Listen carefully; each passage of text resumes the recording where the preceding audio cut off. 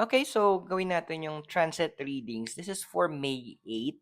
So on May 8 kasi meron tayong moon conjunction with Pluto. So this is for your big six. Those are the two B's for your sun, moon, rising, Mercury, Venus, and Mars. Kung meron kang Taurus, Scorpio, Leo, and Aquarius doon, listen to this, okay? So during this time, generally, so moon conjunction Pluto, medyo intensify ang mga emotions or yung mga inner emotions na tinatago natin. Medyo magsa-surface 'yan.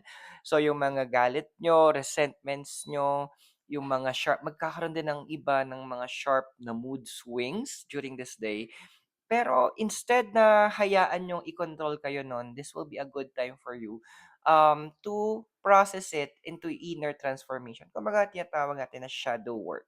Kumbaga, it's better to address it, yung mga emotions natin at this time kaysa naman event out natin sa mga tao.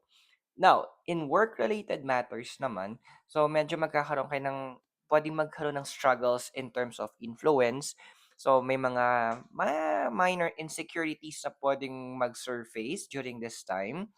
And kapag hindi niyo inayos yung yung emotions niyo or kinontrol niyo siya, puwedeng mag-escalate ito sa mga puwedeng away, gulo, miscommunication. So, i-avoid natin yon.